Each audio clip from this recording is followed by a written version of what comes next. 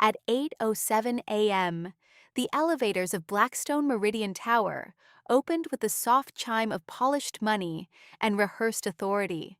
People moved through the marble lobby carrying espresso cups, confidential folders, and the quiet arrogance that comes from believing the building itself protects them. Then the CEO's daughter looked at the woman in the gray blazer, smiled without warmth, and said, "You look like the help. Security can escort you out." The woman simply closed her laptop, thanked the receptionist for the coffee, and walked toward the exit. 7 minutes later, 3 phones rang simultaneously inside the executive boardroom. The regulator had frozen the $4.1 billion disclosure process, and suddenly, nobody was smiling anymore. The first thing people noticed about Blackstone Meridian wasn't the height of the tower, it was the silence. Not ordinary silence, expensive silence. The kind created by triple pane glass, imported Italian stone, soundproof executive walls, and employees trained to lower their voices whenever someone important walked past. Even the air conditioning sounded disciplined. At 7:42 a.m., the lobby glowed beneath cascading gold lights that reflected across black marble floors, polished so perfectly they looked wet. Analysts in navy suits crossed the atrium with tablets pressed against their ribs. Assistants carried coffees like ceremonial offerings. Somewhere above the 60th floor, a legal team was already preparing documents connected to the largest acquisition in company history, the $4.1 billion Helix Norvik merger, a deal so sensitive that entire departments communicated in fragments instead of full sentences. Has legal confirmed? Not yet. What about disclosure timing? Waiting on final review. Nobody said more than necessary. In buildings like this, information moved like oxygen, controlled carefully, released strategically, and capable of starting fires if mishandled.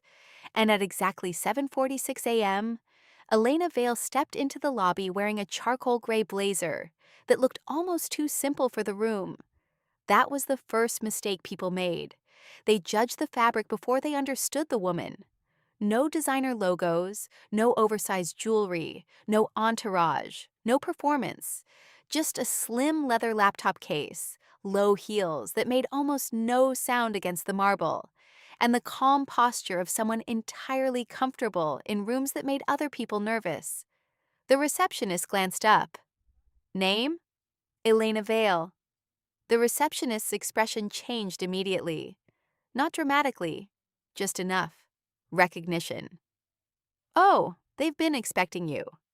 A nearby junior associate looked over too quickly, before pretending not to stare. Another employee slowed his pace near the elevators.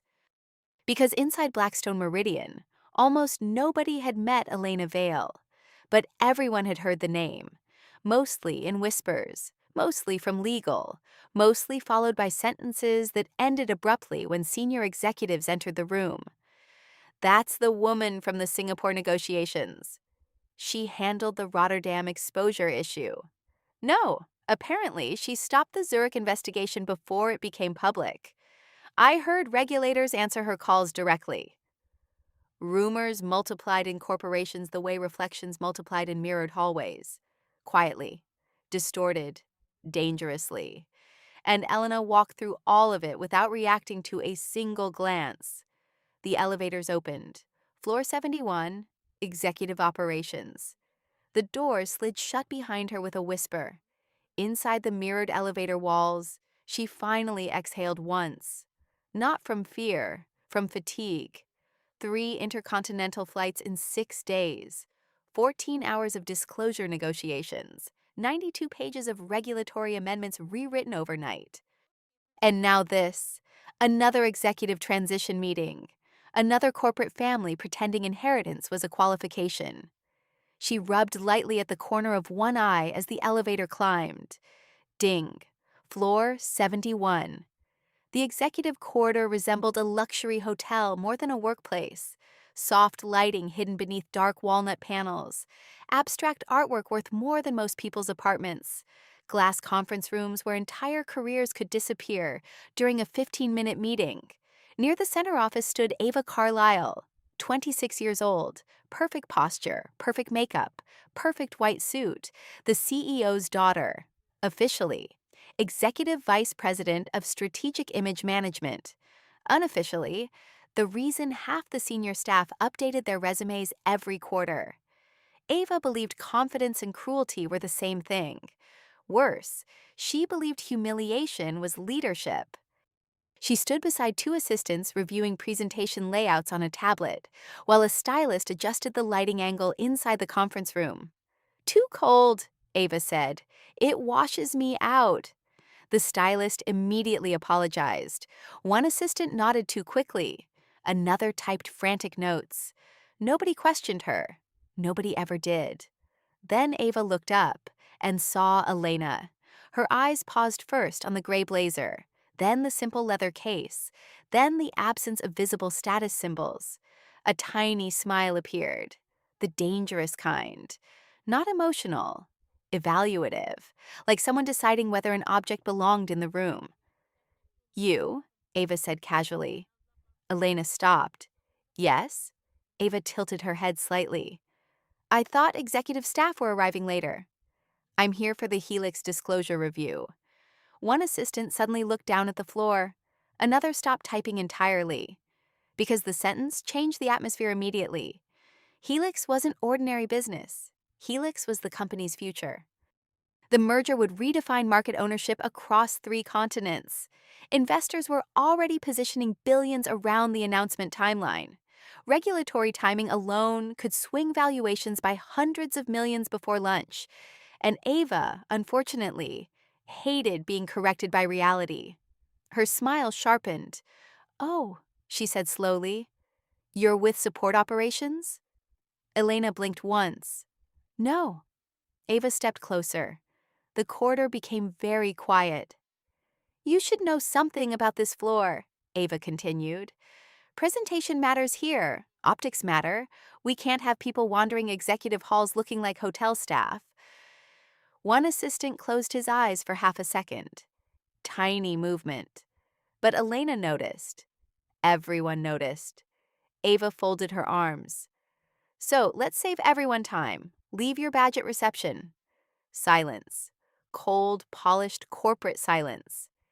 Elena studied Ava for a moment with an expression so neutral, it became impossible to read. Not offended, not angry, almost curious. Like an architect discovering structural damage exactly where she expected it. Then came the sentence. Sharp, clean, public. "You look like the help," Ava said. "You're fired." One of the assistants visibly stopped breathing. Because technically, Ava didn't even have authority over the Helix division. But people like Ava never relied on authority. They relied on fear. And fear had worked beautifully for years inside this building. Elena glanced once toward the glass conference room where legal binders already covered the central table, then toward the skyline beyond the windows. Chicago looked silver beneath the morning clouds, beautiful from a distance, ruthless up close.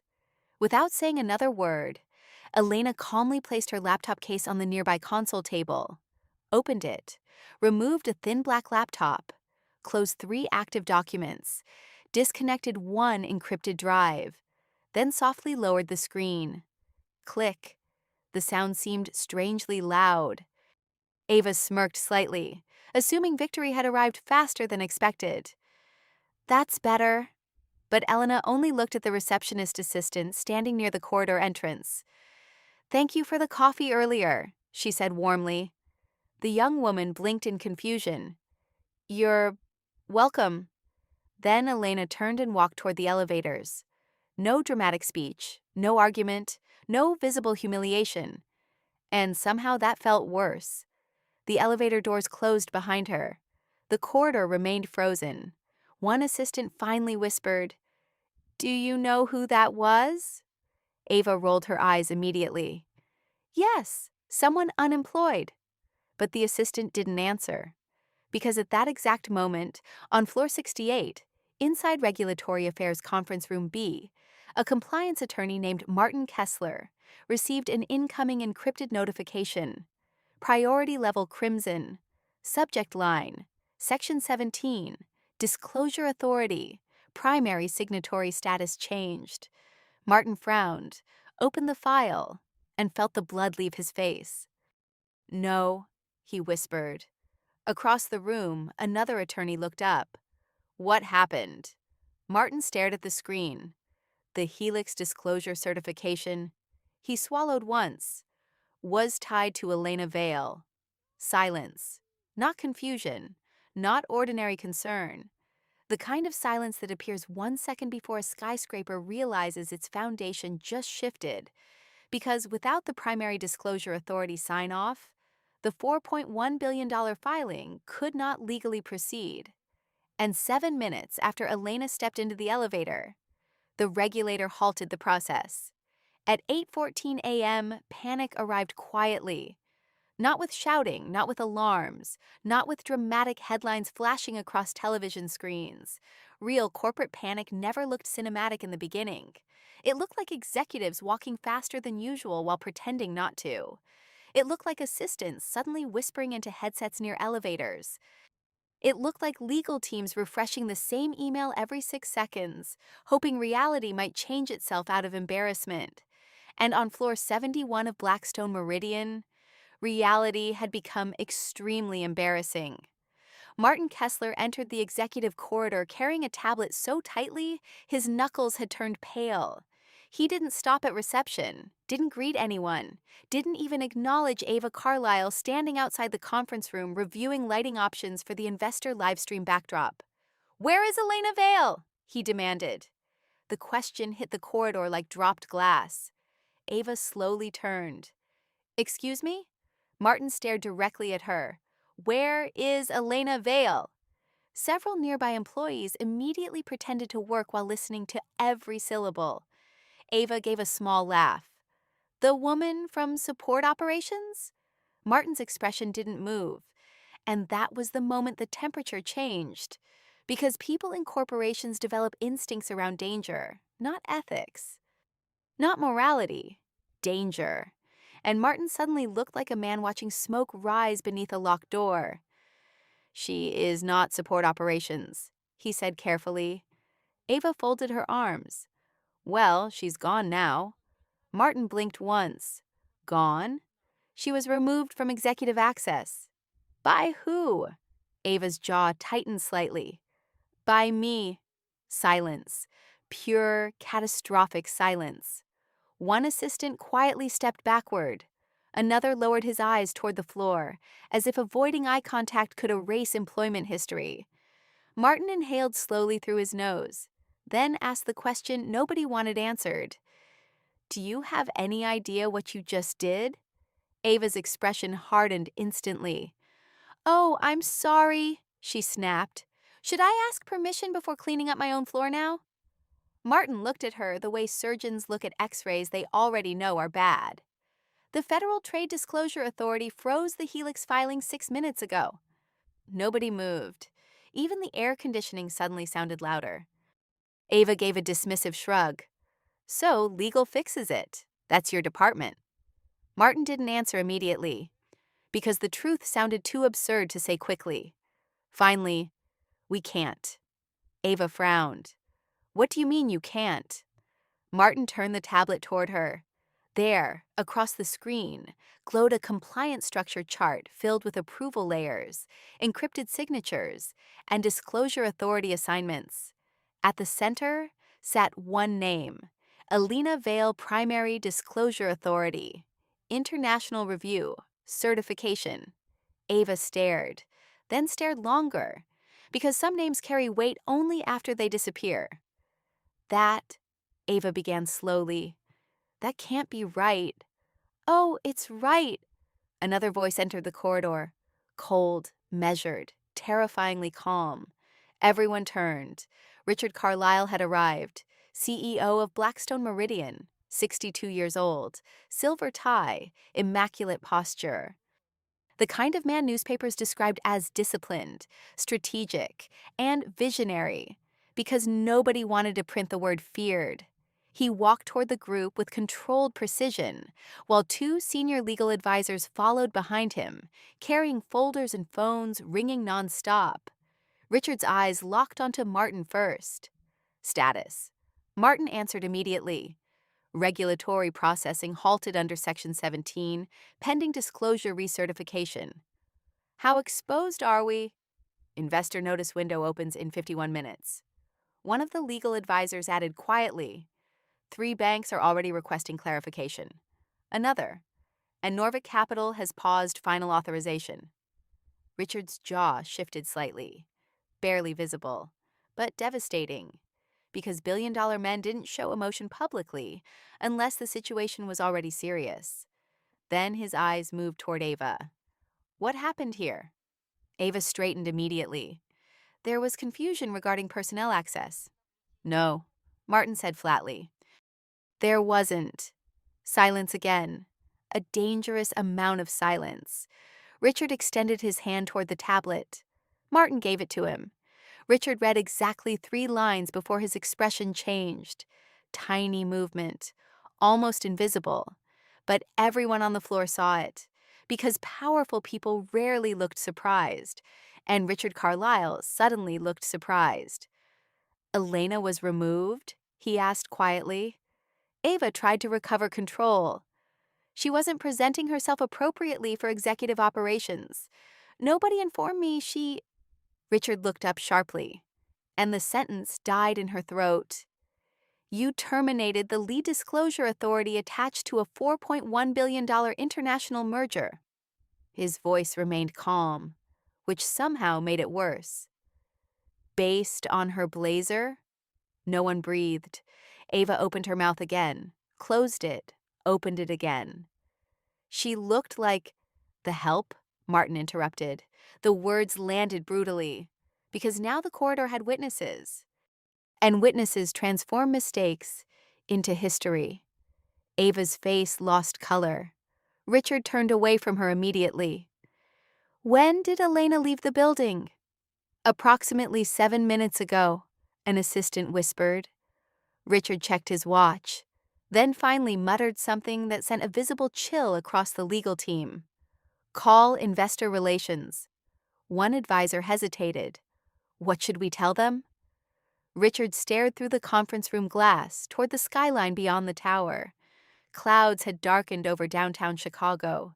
The windows reflected silver against the polished floors like fractured steel. And somewhere beneath the city, Elena Vale was already disappearing into traffic. Tell them, Richard said slowly. The process is temporarily paused. Temporary? Martin asked carefully. Richard looked at him. That single glance contained an entire executive conversation. Can we survive this? Martin answered without speaking. No, because the problem wasn't merely regulatory. The problem was Elena herself. For 5 years, she had become the invisible architecture behind Blackstone Meridian's international compliance strategy. She knew every disclosure vulnerability, every offshore timing risk, every unresolved reporting exposure hidden beneath polished investor presentations. More importantly, regulators trusted her, not the company, her, and trust like that could not be transferred in a conference call. Ava finally stepped forward again. This is being exaggerated. Martin laughed once, short, disbelieving. Then he leaned slightly closer. You think this is about hurt feelings? The corridor stayed frozen. Martin lowered his voice. The regulator halted a multi-billion-dollar filing within 7 minutes of her removal. Do you understand how impossible that is? Nobody answered, because everybody suddenly understood the same terrifying thing. Elena hadn't threatened anyone, hadn't argued, hadn't defended herself. She had simply left. And the system collapsed behind her. A junior analyst hurried from the elevator holding printed market alerts. Sir, he handed the pages to Richard. The CEO scanned them once, then again. Norvik Capital shares were already reacting. Tiny movement, less than 2%. But enough, because markets smell instability the way sharks smell blood. And once they circle, they rarely leave empty-handed. Ava looked around the corridor as if waiting for someone to restore the familiar balance of power. Nobody did, not this time. For the first time since arriving at Blackstone Meridian, she looked young. Not powerful young, unprepared young. Like someone discovering inherited authority works beautifully until it collides with actual competence. Then another phone rang. Martin answered immediately, listened. His face tightened. "What now?" Richard asked. Martin lowered the phone slowly. "The regulator is requesting direct confirmation from Elena Vale personally." The hallway went silent again. But this silence felt different, heavier, longer, like the building itself had realized the woman they mocked on arrival was the only person standing between Blackstone Meridian and public disaster. And somewhere far below the tower, Elena's phone vibrated once inside her bag. She glanced at the screen while stepping into the rain beginning to fall across Chicago. Blackstone Meridian. 14 missed calls. Elena calmly muted the device, then kept walking. If you've ever watched someone powerful mistake arrogance for control, you already know what comes next. Because the most dangerous people in a room are rarely the loudest ones. They're the calm ones, the ones who don't argue, the ones who quietly leave while everyone else is still talking. And sometimes, 7 silent minutes can cost more than 7 years of confidence. Rain turned Chicago silver by 8:31 a.m. The sidewalks below Blackstone Meridian shimmered beneath reflections of traffic lights and towering glass facades, while streams of umbrellas moved through downtown like fragments of dark ink spreading across wet concrete. Elena Vale walked calmly through all of it. No rushing, no dramatic escape, no trembling hands, just steady footsteps and the quiet rhythm of rain tapping against the collar of her charcoal gray coat. Behind her, somewhere 71 floors above the street, an empire was beginning to sweat. Her phone vibrated again, and again, and again. She didn't answer. Blackstone Meridian had spent years treating urgency like currency, weaponizing pressure, deadlines, investor windows, regulatory clocks. Inside the tower, panic always flowed downward toward the people expected to solve impossible problems quietly. Today, for the first time in years, the pressure had nowhere to go.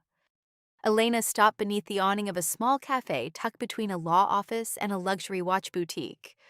Warm amber light spilled through fogged windows.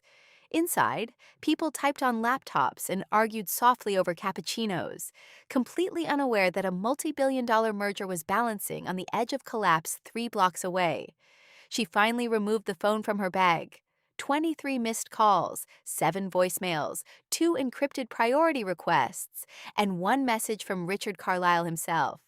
"Elena, call me immediately." She looked at it for several seconds, then locked the screen again. A young barista behind the counter smiled politely. "Long morning?" Elena returned the faintest smile. "You could say that." "Coffee?" "Black." The cafe smelled like roasted beans, cinnamon, and rain-soaked wool coats. Soft jazz played somewhere overhead, the kind of place executives ignored because nothing expensive happened there publicly, which made it perfect. Elena sat near the window and finally opened her laptop again. The screen illuminated instantly with encrypted dashboards, disclosure timelines, and regulatory correspondence still connected to the Helix-Norvik merger. Rows of unresolved flags glowed amber across the interface. Pending disclosures, deferred exposure notices, international timing conflicts, and one file labeled Section 17, Supplemental Review Materials. Elena stared at it silently, then exhaled once, because the real danger inside Blackstone Meridian had never been the merger itself. It was the speed. Richard Carlyle wanted the Helix deal announced before quarter close. Investors expected momentum. Banks expected headlines. Analysts expected market domination. And speed, in corporations, creates blindness. particularly among people rewarded for looking confident. Her fingers hovered briefly over the keyboard, not typing, thinking. Across town, inside Blackstone Meridian, the atmosphere had deteriorated from concern into controlled chaos.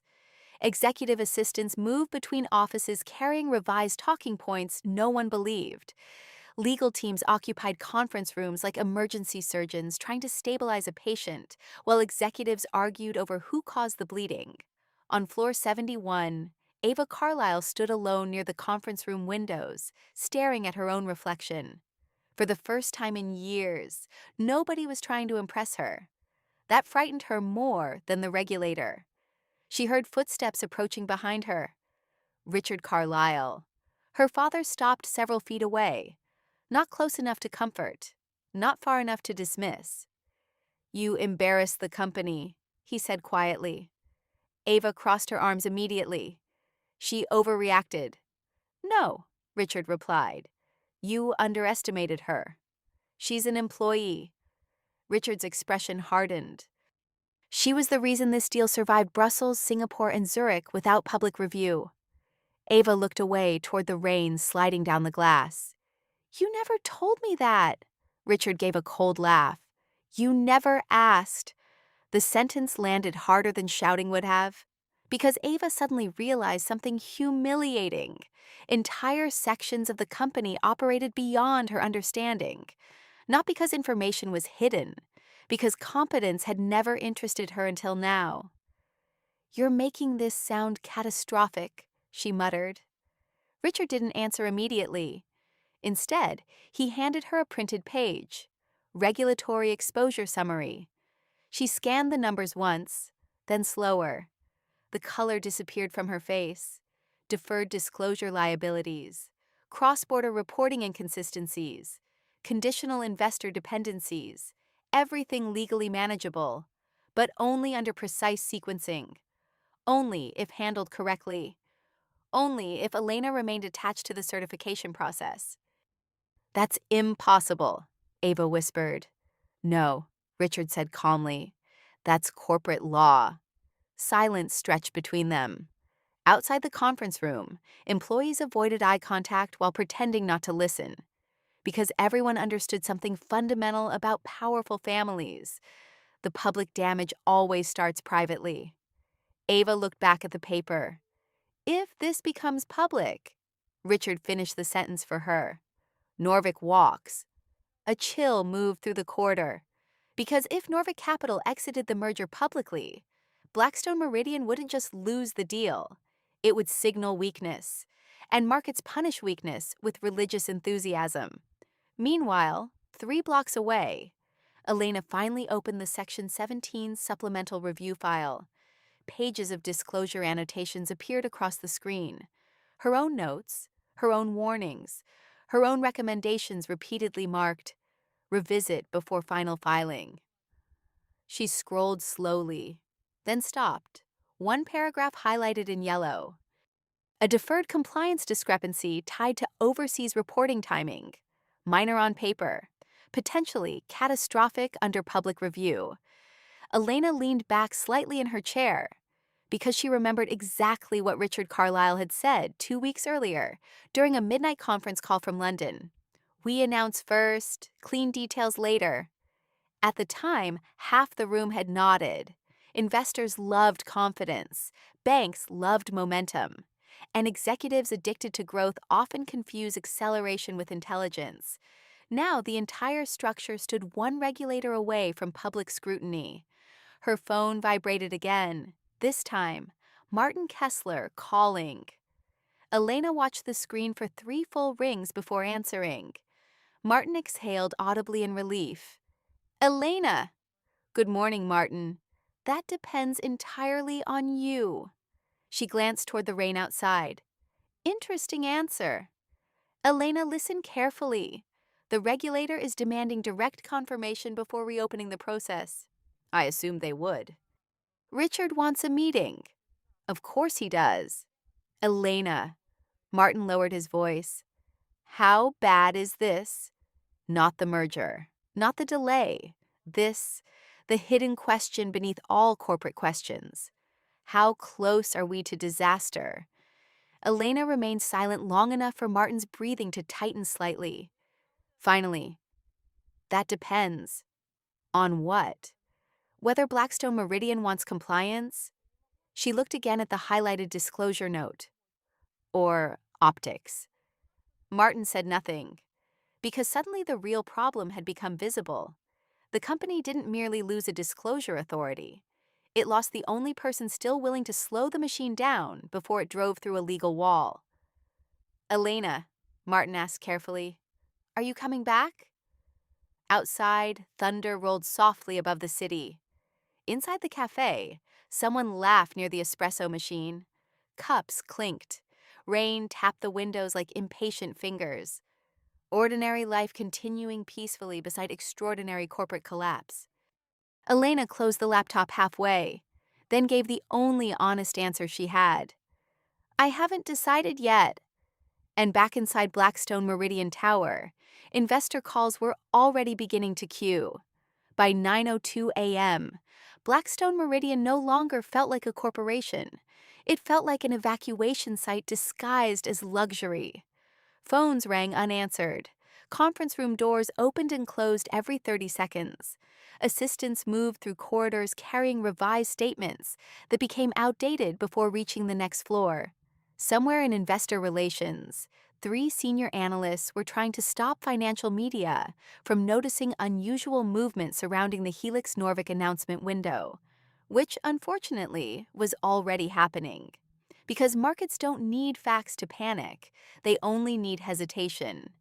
And hesitation was now leaking from Blackstone Meridian like water through cracked glass. Inside Executive Conference Room A, Richard Carlyle stood at the head of a 40-foot walnut table, while 6 department heads spoke over one another in increasingly controlled desperation. We can still delay the filing quietly. No, because Norvik already notified internal stakeholders. If the regulator escalates review status publicly, the banks will freeze transition scheduling. We need Elena back before opening bell. That last sentence finally silenced the room. Richard slowly looked toward the speaker, Daniel Reeve, Chief Financial Officer, a man famous for never sounding emotional about anything. Not layoffs, not acquisitions, not lawsuits. Yet now even Daniel looked strained, which meant the situation had moved beyond uncomfortable and into dangerous. Richard adjusted his cufflinks once. Options. The room stayed silent, because executives love strategy meetings right until reality removes all good strategies. Finally, Martin Kessler spoke. She'll answer to logic, not pressure. One board advisor scoffed quietly. She walked out over an insult. Martin's eyes sharpened instantly. No, he corrected. She walked out because the company just demonstrated exactly how much authority competence actually holds here. Nobody challenged him, because deep down, every person at the table understood he was right. Blackstone Meridian rewarded performance publicly, but rewarded legacy privately. And those two systems had finally collided in full daylight. Daniel leaned forward slightly. How exposed are we if she refuses to return? Martin hesitated, a terrible sign. Then, the Section 17 review file contains deferred disclosures Elena insisted required sequencing before public release. Richard's expression darkened. We already discussed this? Yes, Martin replied carefully. And Elena documented that discussion. Silence, heavy silence, legal silence. The kind that makes executives suddenly interested in exact wording from old meetings. One advisor shifted uncomfortably. You're saying there's written resistance? Martin answered with brutal precision. I'm saying Elena protected herself. Richard walked slowly toward the conference room windows overlooking downtown Chicago. Rain continued sliding across the glass in silver streams. Traffic crawled below. Helicopters crossed the skyline in the distance like mechanical insects. For the first time all morning, he looked tired. Not physically, strategically. because powerful men can survive scandals. What they cannot survive is losing control of the narrative. And Elena Vale now possessed the one thing Blackstone Meridian could not afford: credibility. Behind him, Daniel broke the silence. What does the regulator want specifically? Direct verbal confirmation from Elena regarding sequencing integrity on the Helix disclosures. Richard closed his eyes briefly, just once. But everyone noticed, because in 23 years as CEO, Richard Carlyle had built an empire by controlling timing better than competitors controlled money. And now, timing belonged to someone else. Meanwhile, across town, Elena sat alone near the cafe window while the storm outside intensified. The city had become blurred watercolor beyond the rain.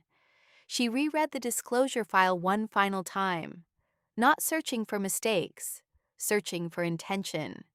That was the dangerous thing about corporations. Most disasters aren't created by villains. They're created by intelligent people, slowly convincing themselves that urgency justifies compromise. A young couple entered the cafe laughing while shaking rainwater from their coats. Someone dropped a spoon near the counter. Espresso machines hissed softly in the background. Ordinary sounds. Normal life. Elena almost envied it. Her phone vibrated again. This time, Richard Carlyle calling. She answered after the second ring. Neither spoke immediately. Finally, Richard said, "Where are you?" Elena looked out toward the street. "Somewhere quiet." "You halted a $4.1 billion process?" "No," she corrected calmly. "The regulator halted it." "You know exactly what I mean." She stirred her untouched coffee once. The surface reflected cafe lights in distorted amber circles. Richard's voice lowered slightly. "Come back to the tower." Elena smiled faintly. Interesting. Not an order. A request.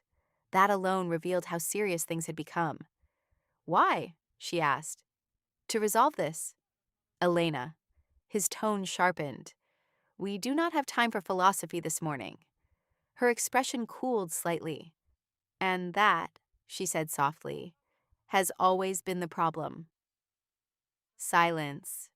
Richard understood immediately. Because Elena wasn't talking about today.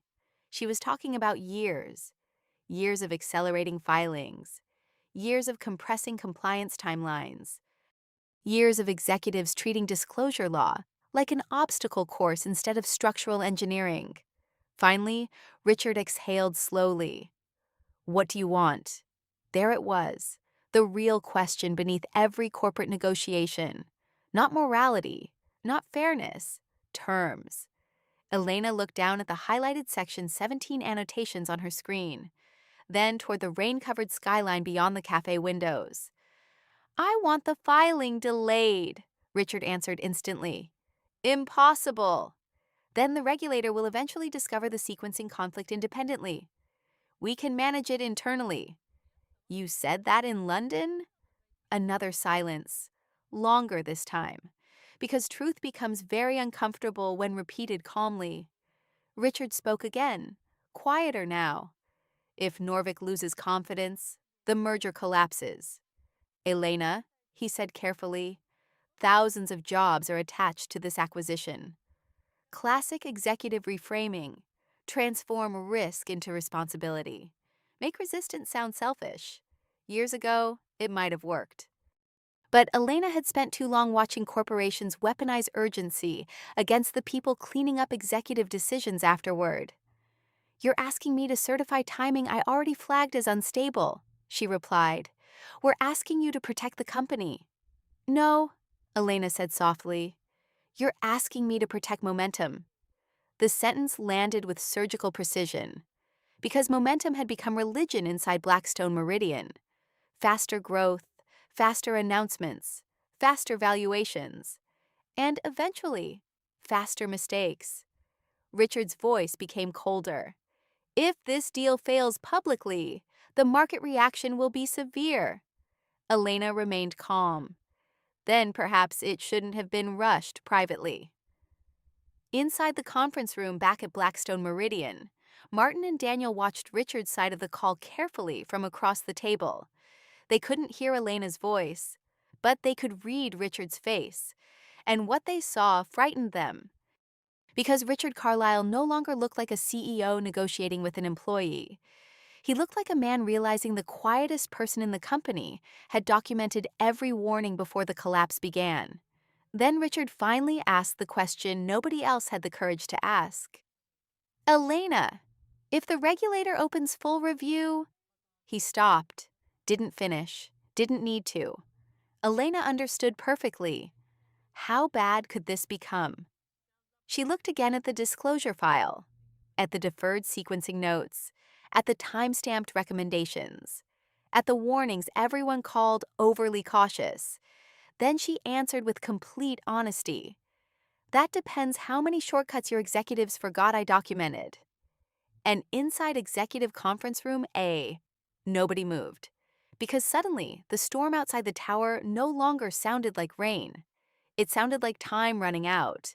At 9:41 a.m., the first leak hit the market. Not a headline, not an article. Just a single sentence buried inside a private institutional investor terminal.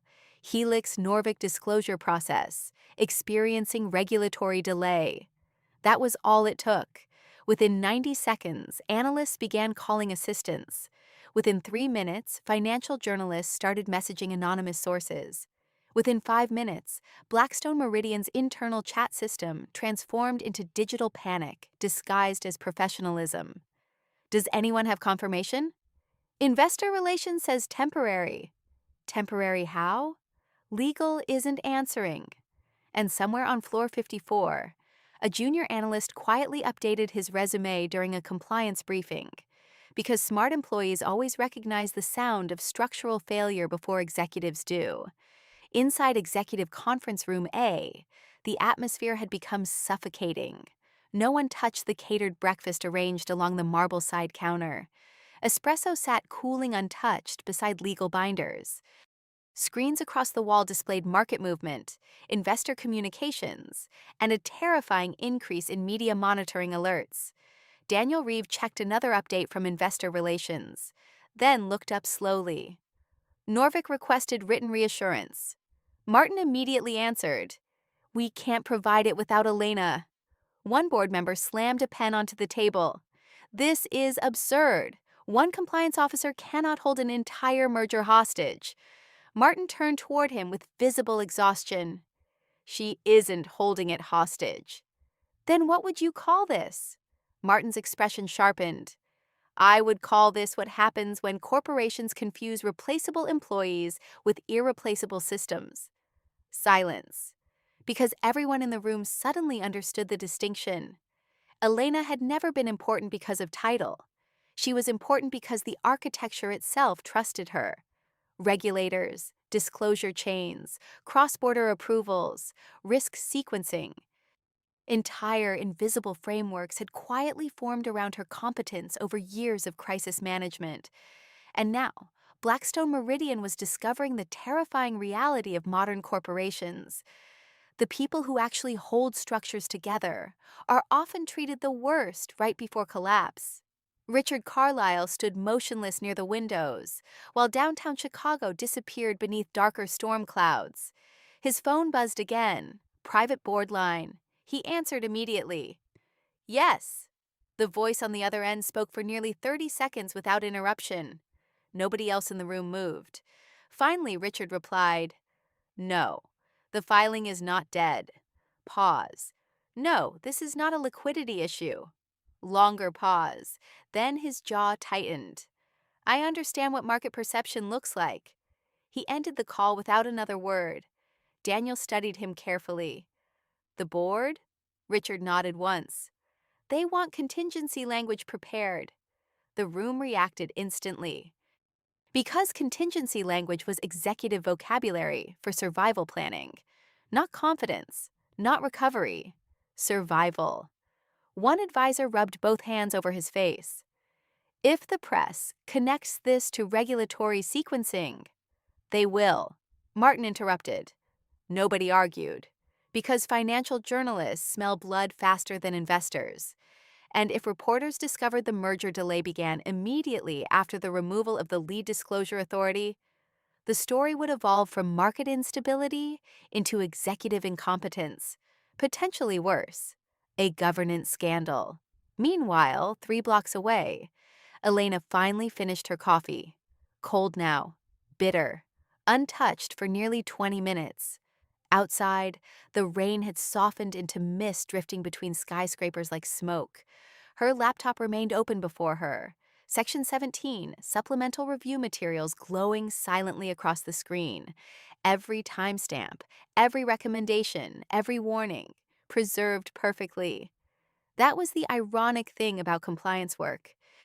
The people ignored during success become extremely important during investigations. Her phone vibrated again. This time it wasn't Richard or Martin. Unknown number. Washington, D.C.